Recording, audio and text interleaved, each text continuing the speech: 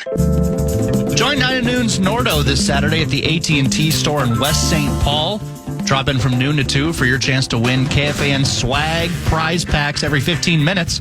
Full details, KFAN.com, keyword calendar.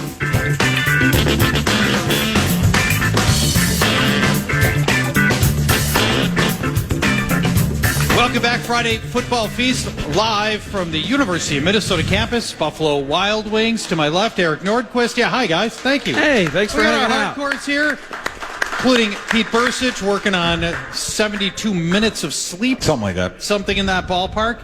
Eric Nordquist to my left, back and back in the studio. Brett Blakemore helping us out, which we appreciate. I want to go here. No, please. Can I? Yeah, you got something you want to get off your chest? I want to hear it. One thing that I want to stop, or at least can we just please stop with the procedural and pre-snap penalties on offense and defense? Yeah, I'd like that. On a drive when we have to. Okay. We need to stop and we've got 12 guys on the field. You know what I mean?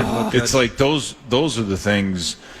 So you look at a game like that and you're going, what do we got to do? What do we got to fix? Well, it's like, what are the easiest things to fix? Well, all of those. I mean, we've had, the illegal formation. I think we're second in the NFL in pre-snap bits. Yeah, 2 weeks in a row with that. I mean, it's like, guys, come on, let's just get that figured out. Yeah, we can just go to practice and break the huddle and line up 100 times in a row and just make sure everybody's lined up right. Okay, so this is my question. Make sure we get the right guys in the Former coach. Yeah. How much of that's coaching? How much of that is players? Players commit the penalties. Coaches put you in a position not to. Where does that lie? It depends on, from a coaching standpoint, there's a process that you go through on every single play to make sure you have the right people out there. Offensively, something could be said incorrectly in the huddle. It could be handed out or communicated to the player incorrectly. It could be translated incorrectly. So you don't really know, right? You don't really know. But it has to be a point of emphasis, right? It's something that everybody, especially in offense, it has to be a point of emphasis, meaning before this ball's even snapped, I have to be dialed into the formation, shift, motion, and then snap count. Right, and it's one of those things where after a while you can get comfortable with it, and then kind of. I mean, we've all had it happen to us in high school when you're playing offense and you break the huddle and you're jogging up the line of scrimmage. You're like, oh yeah, what's the snap count again? Right. You totally forget. I would forget. 'Cause you're thinking about what route you're running or who you're blocking, and then you forget the basic stuff. So, that's. It's just being professional and being crisp and eliminating. Again, you talk about mistakes that have cost you. That's where you start because those are the easiest ones, right? And then the other side of that coin too is when you're out there and you have these procedural penalties and then other things are going wrong. You're like, okay, what's going on, right? Because it starts opening the doors for all these other things because it's the one part of the game that, I mean, as a wide receiver to cover up a tight end, it's like, and I that's unacceptable. Why does that happen at a high school level? Right. Well, it happens because you're not thinking about that. You're thinking about I got this route or this is you're. It's focus. Yeah. I'm just saying either that or you're just not. You're just not. You're not going A to B to C to D like you're supposed to. You're running. You're putting the cart in front of the horse. You have to line up right before the ball snapped. Anyway, but that's just my point. Is saying like, let's take care of that, and and then you have the penalties and those kinds of things. Yeah, you got to fix those too. But boy, we had a way of just the penalties at just the right place, just the right. The timing of them has just been it's been bad. What do you love? What do you not love from what you've seen from the defensive interior? Whether it's Phillips, it's Tillery, Taki Taimani, made a couple of plays last night, but that was into the season. Maybe a conversation as it pertains to depth. I think Jalen Redmond's done some good things too. Okay. What I like and don't like. I mean, you'd like to be. It's hard. It's hard to. We're very specialized in our defensive front. right? We have certain guys that we ask to be run stoppers, and that's what they do. Phillips. Because of the technique and things that they do, they're not going to be rushing the passer. They're Right. they're playing the run, and so I mean it. We have been so good against the run, even against Detroit. We had a couple big plays. A lot of that has to do with the guy who was running the football because he's pretty good. Both of them are pretty good. But yesterday we had a few off tackle plays. Mm-hmm. Some of that might be just having Metellus playing linebacker because out of necessity he's playing there. So the fits aren't exactly what they should be, or not everybody being on the same page up front.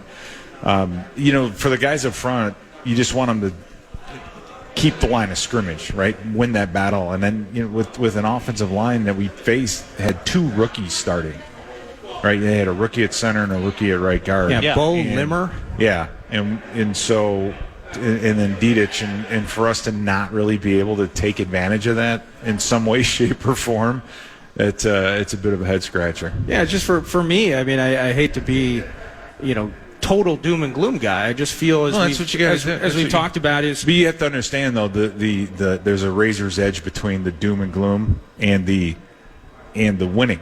Last minute win as close one, as it is. Score win. Yeah.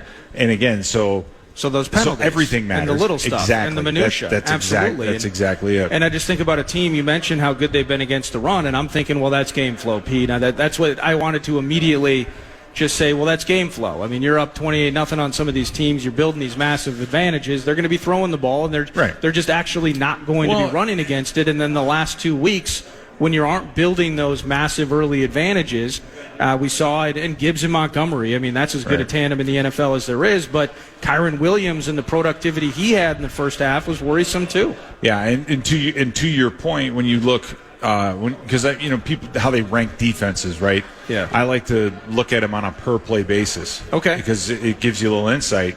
On against the run, we were giving up 80 yards a game, second in the league. But on a per play basis, we were 5th. In the past, we were ranked 30th, but on a per play, we were 10th. Right. So to your point, that means, the defense has been on the field more than 30 minutes of the game. The time of possession has not been, but we've scored a lot and scored quickly, so the teams are playing it, just throwing the ball more. Right. It doesn't mean that we're all, because they're giving up 200 or 300 yards, 260 yards a game in the air. Yeah, they They're spent awful. 3 quarters chasing the scoreline. But that's to your point. Now, yesterday was, we had so many opportunities. Shaquille Griffith had an opportunity. Mm-hmm. Who else? I mean, Stephon Gilmore had a bunch of opportunities, and so you just left a lot. You're using a lot the term on opportunities the table. awfully generoly. Well, I think. Opportunity. But Byron Murphy came up with an interception, but he had a penalty called on him that is a bit of a head scratcher. Yeah. But but that's the thing when you don't do and take care of the number of guys in the huddle and lining up right before the ball snapped, then you're leaving it up to the officials, and you're leaving it up to certain guys making plays that they're not going to make all the time. So you're just not controlling everything you can control that's in your control, and so it never seemed like at any point we, especially defensively, had the upper hand. No, right? it didn't. We were just shutting them down, and we had them on their heels. And most of the other games, the Vikings have had that for long stretches of the game. And no question. This one never had that. Now, I want to go to the final offensive play of the game for the Vikings. We haven't talked probably enough about it. The face mask. The face mask that did not get called. Right. Really interesting. The Pat McAfee show is on here at Buffalo Wild Wings, and they've got a camera angle right over the referee's shoulder with the face mask happening right in front of him. Right. With Darnold's face turned completely around, being held, by the face mask right in front of the referee. And the referee's post-game comments were, "I didn't have an angle." Yep, none of them had an angle. Literally right in front of him. I know. I don't know how. I don't know how it's that a head gets scratcher. missed. The booth. Our booth was in the corner. It was in the corner of the end zone. On that end zone. On that end zone. Okay. So it happened right in front of us. And I know when he was sacked, it to me it looked like it was like a horse collar type tackle. Sure, because he got twisted. Right, and there's no obviously. There's no horse collar penalty when the quarterback's in the pocket, right? Oh, I think there is. I think if you pull somebody down by the back of the, you can sack a quarterback horse collar. It's not a penalty if in the pocket. In the pocket, it's not horse collar. Is not a penalty. I didn't know that.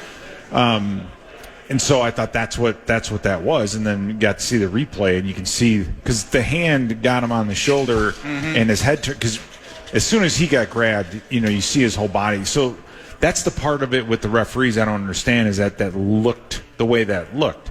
That's how a lot of officials will see holding on the defense or passing. Right.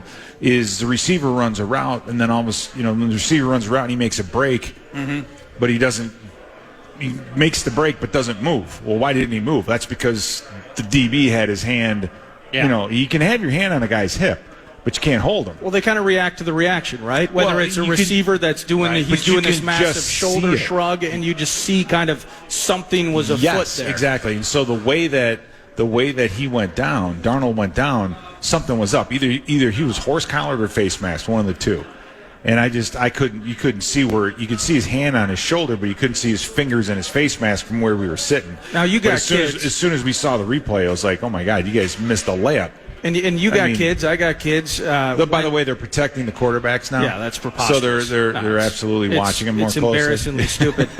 But when one of my kids has done something wrong and they're hiding from me and not being vocal about it, I ask them if they did something and I get no answer, in the same way that I see Byron Young sulking as he walks away. They're shocked they didn't get the flag. They're thinking it's first down on the 20 after the 15 yards, and everybody just, what? Huh? Right. Guys' heads nearly torn off. We're sitting there kind of waiting. You just look at the reaction of the defender and know something was up. It's that easy. But Trey Blake, you were there in 2022 with the Colts game. Yeah. This Trey Blake situation is not fantastic. We are over. Next time he's there, I want him to do that in the first 5-10 plays of the game to get it over with, right? So at least we have 3/4 of a game to overcome it or get through it. But these plays like that and non-calls like that at the end of the game it's unfortunate. But yeah, you put yourself in that position, right? You heard Darnold say that after the game.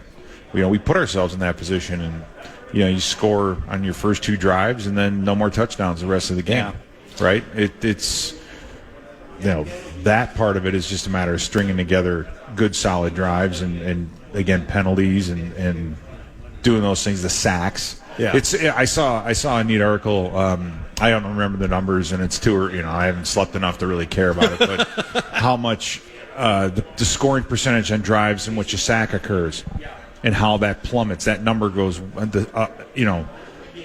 The odds of scoring a touchdown on a drive where you give up a sack is much less. So when Darnold it's a big dramatically. Difference. So when we're taking 18-yard sacks and things like that, it's like, okay, we're we get behind the 8 ball. We get a false start.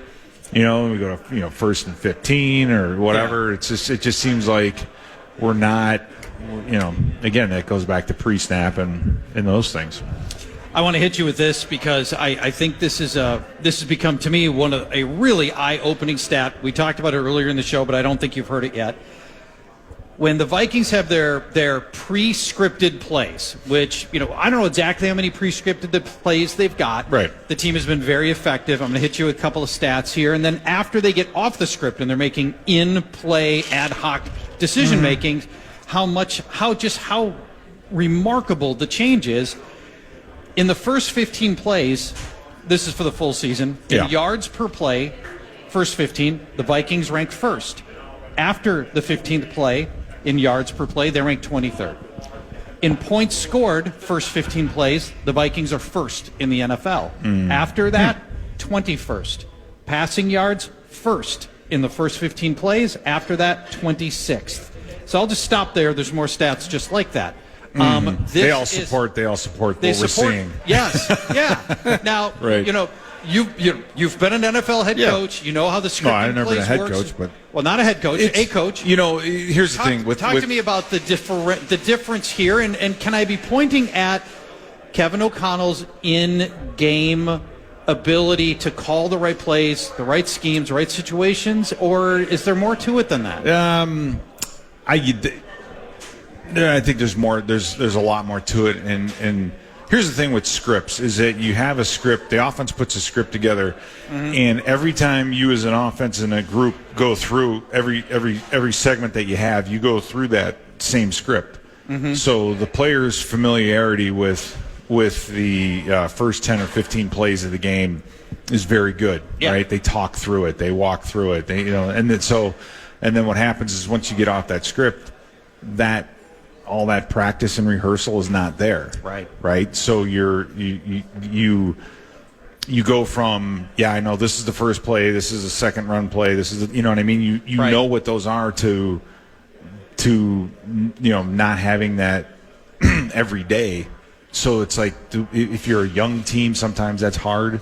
That transition to go from I know exactly what play is coming next, or I've heard this play, 20 times during this week. We're not a young team, right? Well, and so that's the transition from the script to off the script, and then as far as if they're calling the right ones, but there's definitely an issue there that they have to figure out, and that's good, so that kind of goes to. That's when the first couple drives, you don't see any pre-snap penalties either, do you?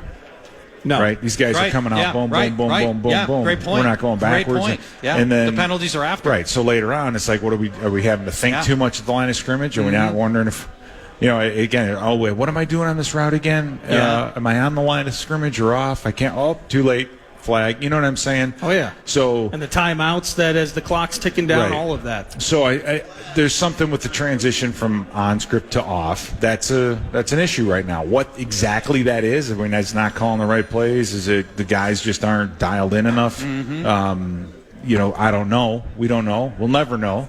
The only people that do know are the ones that are there every day and watching the film and coaching it, and playing it. So there is something there that needs to be fixed.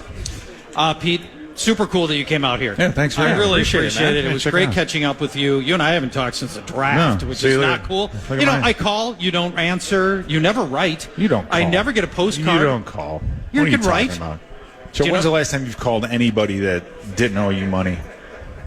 You don't just call. You just don't call people that talk. You don't. You charge. You don't. You don't call people. Hey, how are you? No, it doesn't happen. Just want to check in. Phone works both ways. You can dial. I know that That's too. all I'm saying.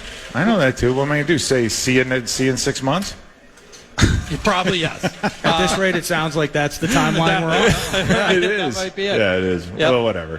When we come back, we're going to talk a little Gophers. We're on the U of M campus. Yeah. Gophers coming off their bye week. Daniel House, founder of GopherGuru.com, is going to join us. We're going to catch up on the Gophers coming into the bye, coming out of the bye. They're facing Maryland. We'll catch up with Daniel when we come back.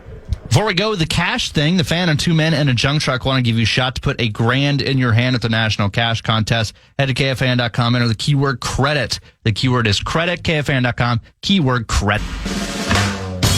Hey, Rubes, this football season, Bell Bank is giving one KFAN listener each week $1,000 to pay it forward to a charity of their choice. Just over to KFAN.com, keyword contest to learn more and to enter today. KFAN.com, keyword contest.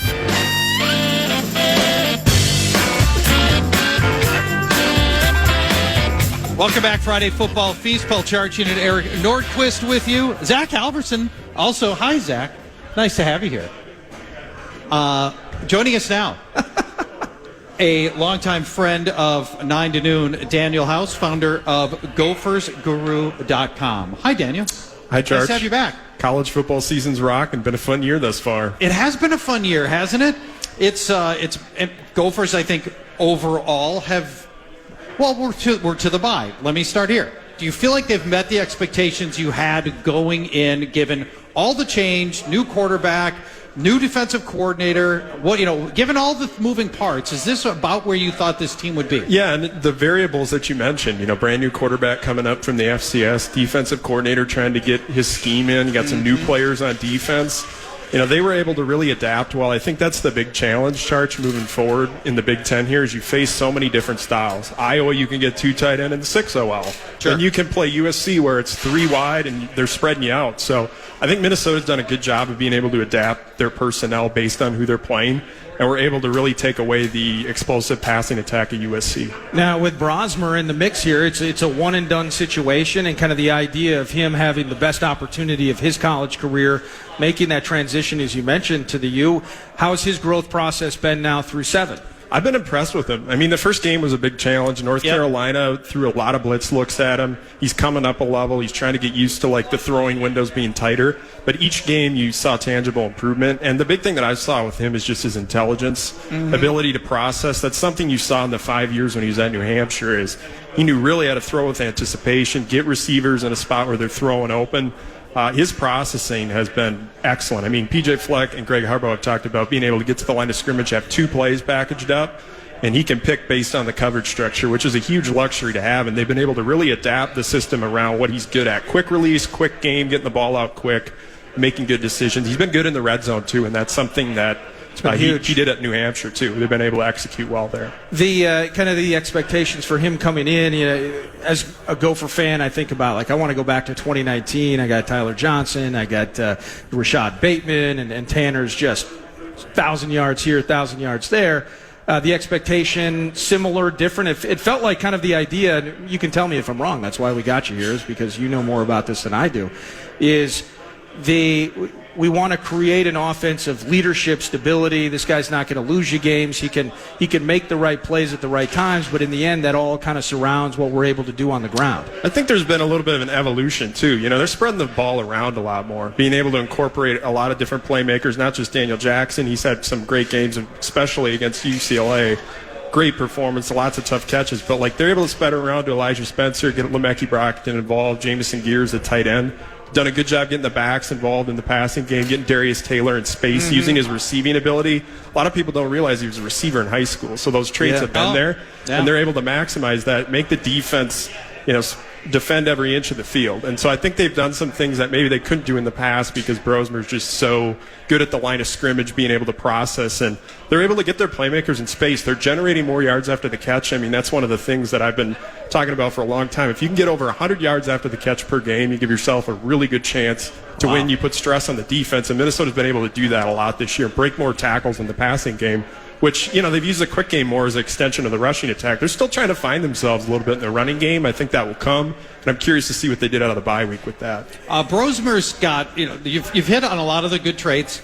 Does not have a cannon for an arm, and the downfield passing, you're talking about yards after the catch.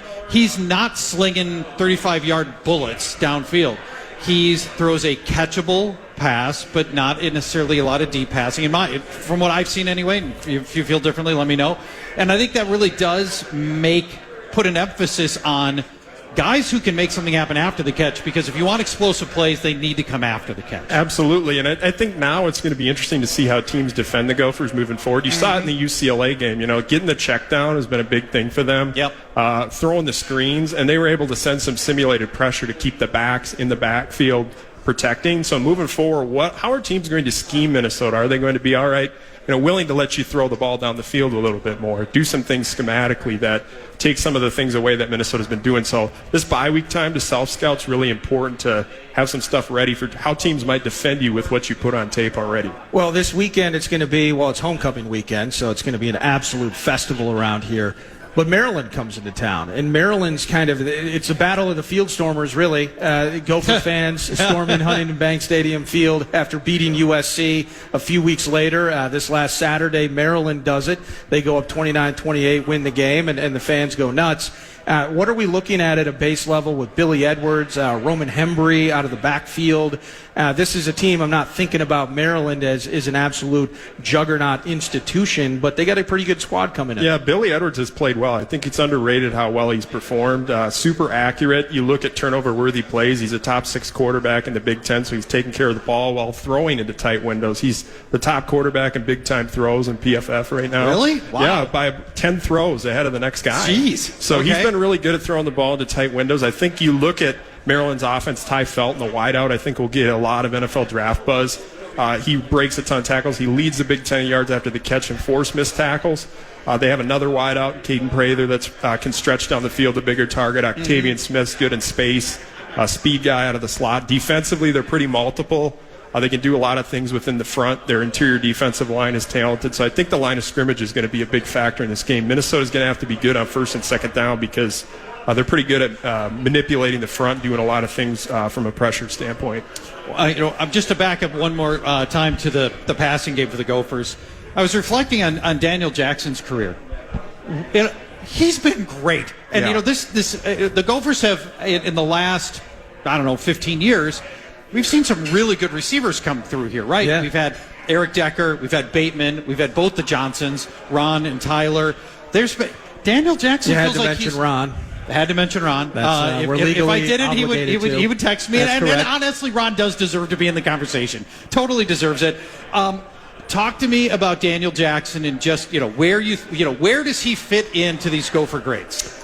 I think he's underrated. I mean, you look at some of the catches he's been able to make over the course of his career, like the Michigan one, he doesn't even have an eye on the ball. Like, he's able to turn and somehow get his hand on it and then twist around and have body control. Like, his body control is really good. Like, he can make those catches with defenders all over him and not really have a line of sight on the ball.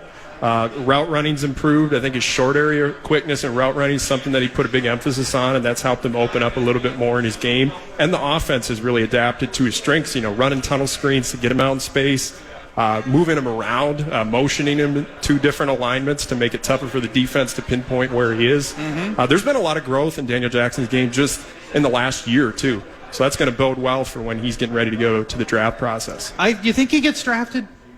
I feel like he's a fringe guy. I feel like that's Day probably three, the maybe? case. Yeah, and I mean, someone that's like, hey, I want a guy that I can move around, play in the slot, play outside, make some plays. He's got the in speed, space. right? Yeah, it'll be interesting to see how he tests. I'm fascinated by that. I think like just the hands. I mean, this guy makes the available play when it's there, and there's something to be said for that. Because that was kind of the conversation with Tyler, right? He'll catch anything within 5 feet of him, but that speed was always going to be part of his conversation in the NFL. But he was so savvy. His route running was so good. He was sudden. He didn't have necessarily the straight line speed, but he's so physical as a run blocker too. I mean, that's something that Minnesota's wide receivers have done a really good job of in the past is run blocking, because it's a huge part of what they do, and it makes those 5, 6, 7 yard runs become 20, 21, 22 yard runs.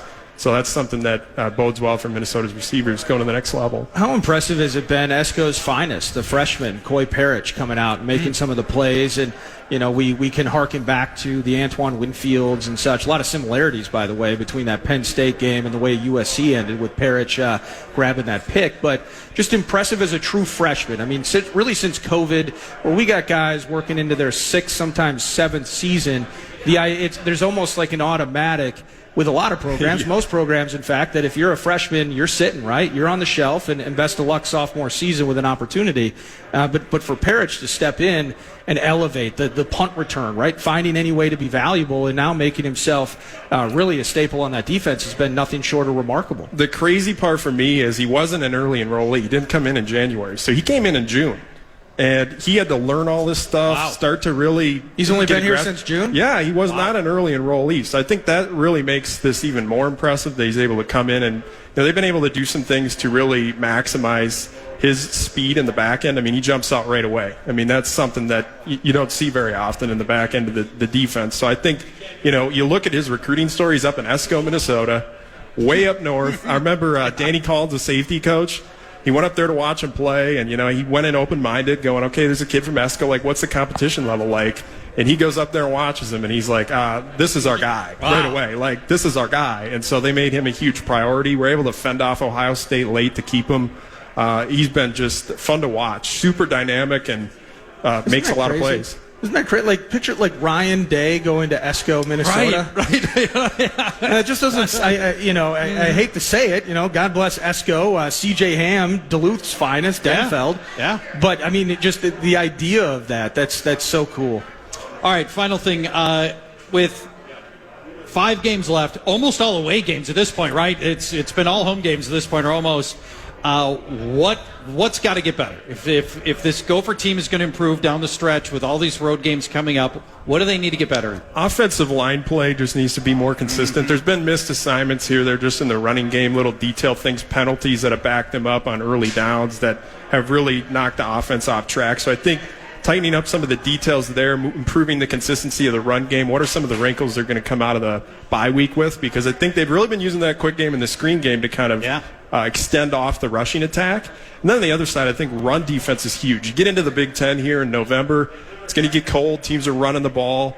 Are they going to be able to hold up in the interior of that defensive line? I think that's the big thing I'm looking for moving forward here is they're going to face some teams that can really run the football. And you go down to Illinois, Brett Bielema is going to pound the rock. And it's going to be an interesting next few games. 3 of the 5 on the road, like you said. So this Maryland game is huge for both teams. I mean, you look at both of their schedules, they're going to need this game for bowl eligibility purposes just based on how everything tracks out over the next 5 games. As you've watched the Big Ten over the course of this season, is there anything that stands out to you where 4 new teams into the mix, is there something that Lincoln Riley's team's going to have to adjust for? Oregon's, they're crushing everybody right now. They haven't gotten a chance to see Washington to any degree, and we know about the new coach in UCLA. But we see it in basketball, we see it more often in college sports, where a conference can kind of dictate, in some ways, the culture of play, right? And certain position groups that might be vastly better in certain conferences. What are the West Coast guys got to maybe adjust to as they go up against the beefeaters in the Midwest more often? It's fascinating to me because I think the storyline coming into the year was like the Big Ten teams will have to adjust to the Pac-12 teams. Right. And I was saying before the season, like, hey, this is physical Big Ten football, ground and pound. Like, USC in particular, I think, is going to be up front. Like, the offensive line has to get more consistent. They're going to have to figure out, like, throw to score, run to win. Like, these Big Ten games, you have to be able to run it at the end. I mean, USC's 3rd and 4, up a score, and they get that interception there. If you're running the ball at the end of the game, who knows how that game could have ended from a script standpoint. So I think Lincoln Riley's got to adjust to just what it takes to win Big Ten football games. He was choosing to throw, though. I mean, Woody had himself a game. I know. And in some ways, that was a decision-making thing as much as anything, right? Exactly. Like, you got to learn the style of what it takes to win in the Big Ten Conference. College football in general has just been so competitive this year, and I think a lot of it has to do with the transfer portal. We hear a lot about the negatives of the transfer portal and NIL, but competitive parity, it spreads the talent out. You can't hoard talent at the top as much anymore. It's spread out. If you don't like the vision as a player of where things are going, you can get out and go somewhere else, get more playing time, find the right fit for you. So look at a team like Indiana, for example. I mean, brought a lot of productive players from James Madison, did some good things in the transfer portal, and now coaching is a premium because all these games are really narrow. The coaches that can coach in-game and get the most out of their players and play fundamentally sound, those are the teams that are going to rise to the top, especially as this thing gets even more competitive with revenue sharing coming down the pipe here. There's a lot of things coming to college football and change. Daniel, great intel on the Gophers. People can find your work at gophersguru.com. I follow you on Twitter at Daniel House. At Daniel House MN. At Daniel House MN. Is there another Daniel House out there? There is another Daniel House somewhere. Yeah. Somebody Daniel House. Well, there's actually an NBA NFL, player. Right? There's actually an NBA player. Oh, there is? Yeah. Wow. All right. Yeah. Who knew? At Daniel House, MN, gophersguru.com. Great job. Thanks a lot. Thanks. Enjoyed it. Final segment coming up. Nordo and I will put a wrap on the Vikings' loss to the Rams. Difficult loss. Lots of things to talk about, that some of which we've already covered. We'll recap some of the key beats of that loss when we come back. Friday Football Feast live from Buffalo Wild Wings on the U of M campus.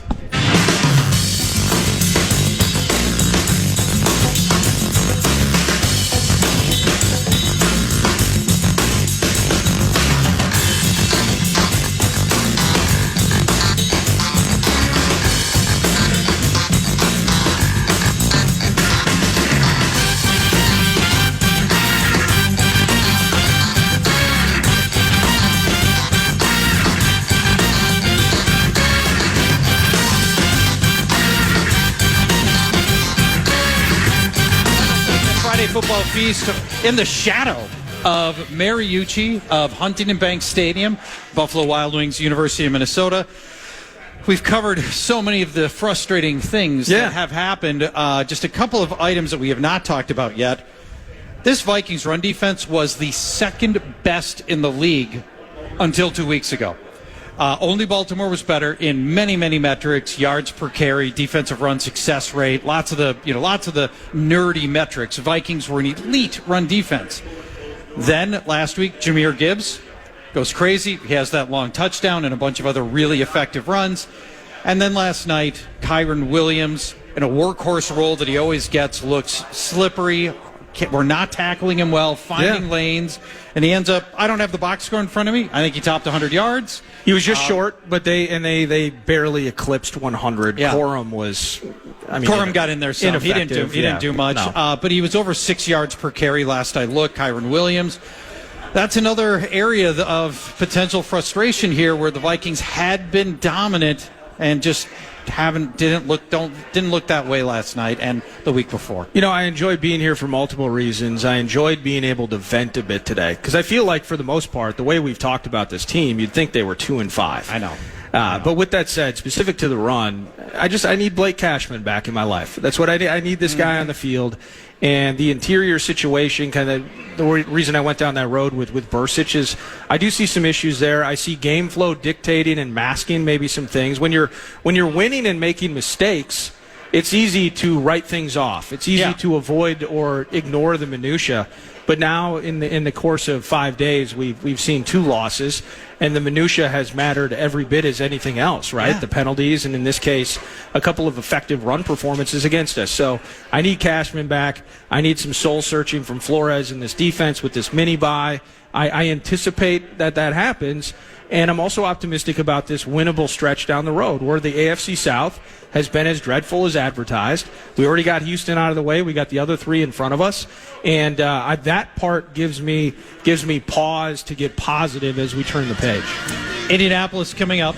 This is not a great team. This could be a get-right moment. Let's have a get-right game. Yeah, let's have a get-right moment. You'll have to face Jonathan Taylor. Yeah. He'll be back by that game for sure, maybe this week. And it's going to be another running back where we'll have a litmus test immediately to find out whether or not this leaky run defense really does improve. Great job today, Charch. You too. Thank you for being here.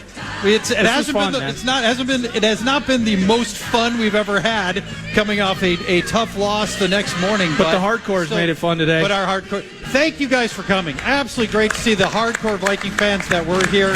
Tons of fun. And we'll be back next week. Blaine, Buffalo Wild Wings for the feast. Bye-bye, everyone. Podcast today's Paul Allen Show, or listen back to previous show and interviews by going to the iHeartRadio app or KFAN.com.